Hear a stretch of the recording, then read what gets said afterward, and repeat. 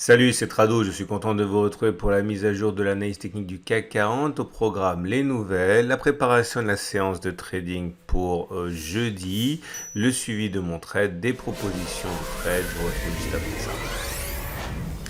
Alors aujourd'hui, la séance est plutôt morne puisque l'on abandonne 0,64% et les marchés ont baigné dans une ambiance plutôt délétère. Johnson Johnson, la grande pharmaceutique américaine, a annoncé avoir mis un coup d'arrêt à ses recherches contre le Covid à cause d'une maladie développée qui n'était pas prévue de la part des personnes qui ont fait l'objet du test, enfin les personnes cobayes. Également les tensions géopolitiques qui s'accentuent, que ce soit pour Taïwan, que ce soit également avec la Turquie ou même le Brexit qui n'est pas réglé. Tout cela a apporté des nuages qui ont obscurci l'horizon et le CAC 40 corrige légèrement sans remettre en question ni en cause ce qu'on a dit précédemment. Les grands repères sont toujours là. Nous sommes dans un canal, enfin ce n'est pas encore un canal pour l'instant. Je suppose que ça pourrait être la naissance d'un canal intenable d'ailleurs sur la distance à cause de sa pente. Il risque d'être sollicité sur sa partie basse d'ailleurs dans les tout prochains jours avec la consolidation qui s'est mise en marche.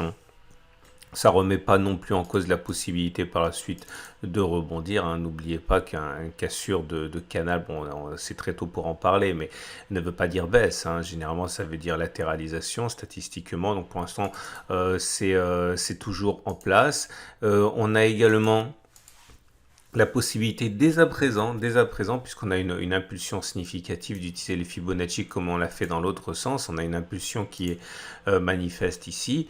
Si on considère que l'on va retracer et qu'on est en train de retracer donc la progression à laquelle on a assisté depuis quelques semaines, on peut envisager que les traders affûtent déjà leur position haussière. Alors, si on considère toute la jambe de hausse qu'il y a eu. Et finalement, ce n'est pas rien, puisque depuis le 25 septembre, même pas un mois, on a pris la bagatelle de 7%, c'est-à-dire globalement la progression annuelle moyenne du CAC 40 en même pas 3 semaines.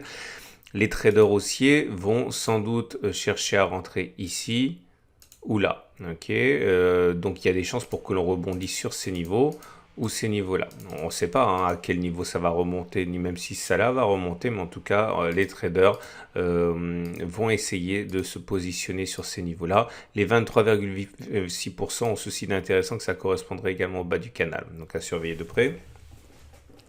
La raison de la baisse d'aujourd'hui est impossible à déterminer précisément, mais il n'est pas impossible non plus. On en a parlé un petit peu. Vous voyez, ce comblement de gap a été réalisé avec une accélération haussière due à ce qu'on appelle des déclenchements de stop. Il est possible aussi tout simplement que ce soit une baisse à retardement suite encore une fois à des achats compulsifs lorsqu'on a comblé le gap et bon, le soufflet est en train de retomber.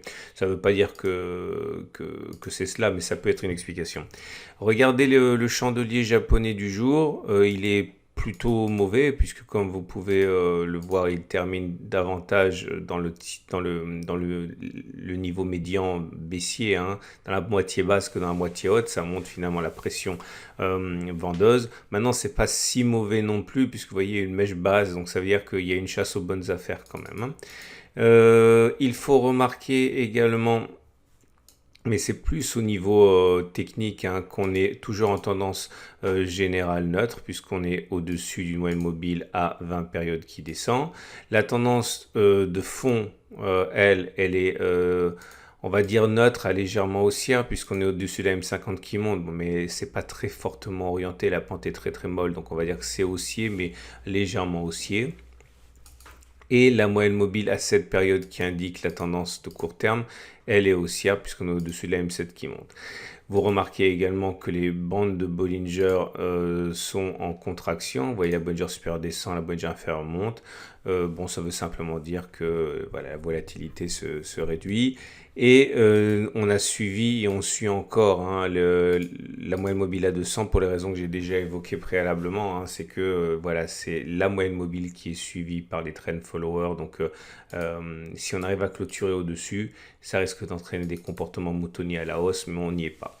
J'aimerais également mentionner avec vous quelque chose que j'aime bien, que je suis de près, vous le savez, c'est le croisement M7-M20, le fameux balai M7-M20, et c'était hier, et le balai M7-M20 a fait l'objet d'un croisement. Donc la M7 a croisé la M20, mais c'est un croisement haussier faible, c'est-à-dire que c'est faible parce que lorsque la M7 a croisé la M20, les deux évoluaient en sens inverse. C'est pas toujours le cas. Par exemple, je cherche ici un exemple récent.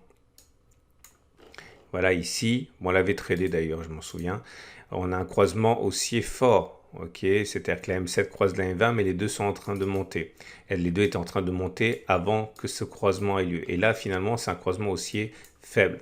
Et je l'ai déjà dit, et vous le savez si vous êtes habitué, c'est que généralement, dans les croisements haussiers faibles, il y a plus souvent un pullback sur la M20 euh, que, que le contraire. Clairement, ce que je vais backtester avec vous aujourd'hui, c'est la chose suivante. Le test sera réputé gagné si effectivement on retourne chercher la M20 avant que d'aller chercher des nouveaux sommets correspondant à la distance entre la M20 et la bougie de franchissement. Alors, ça a l'air compliqué comme ça, mais c'est très simple. Regardez, on a croisé ici. Ici, sur cette bougie-là, la M7 était en dessous de la M20. On a croisé ici. Okay, je prends la distance entre la bougie de clôture le jour où on a fait le croisement baissier, enfin haussier, et je regarde la distance qu'il a avec la M20, ça fait 1,96%. Alors, je fais le pari que les cours iront chercher la M20 avant que d'aller chercher la même distance, mais au-dessus. Ou encore, si vous préférez, si vous êtes un visuel, je fais le pari que généralement on fait ça plutôt que ça. Okay, ça veut dire simplement est-ce que c'est le bon moment d'acheter ou est-ce qu'il faut attendre, etc. Donc voilà, c'est parti. Premier exemple, attention, ça n'a aucune validité scientifique puisque je n'ai pas suffisamment d'occurrences hein, pour que ce soit valide.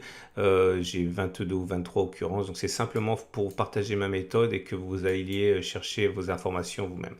Premier test, ici c'est gagné puisque vous voyez le croisement haussier faible a eu lieu sur cette bougie. Est-ce qu'on a d'abord été chercher la M20 ou est-ce qu'on est d'abord allé chercher la même distance mais au-dessus? Vous voyez, on est d'abord allé chercher la M20, donc c'est gagné. Encore gagné ici, vous voyez. Deuxième succès, on continue.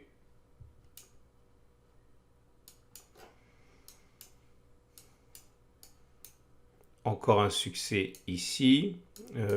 Non, celui-là, le signal a eu lieu là, vous voyez. Donc je vais le faire parce que c'est des cas un petit peu tangents. Donc le signal a été donné ici. Est-ce qu'on a d'abord été chercher la moyenne mobile au moment où on a eu le croisement ou est-ce qu'on a d'abord pris 1,98%? Vous voyez bien, on est allé chercher la moyenne mobile avant de gagner 1,98%. Donc c'est encore gagné. Là, c'est encore gagné. Je cherche un... Là, c'est encore gagné. C'est gagné. C'est gagné. Là, c'est perdu. Voilà, c'est ça que je voulais vous montrer. Pourquoi c'est perdu? Parce qu'au moment du signal, on était sur cette bougie-là. Ici, voilà. Et ça, c'est Dash qui est pas content.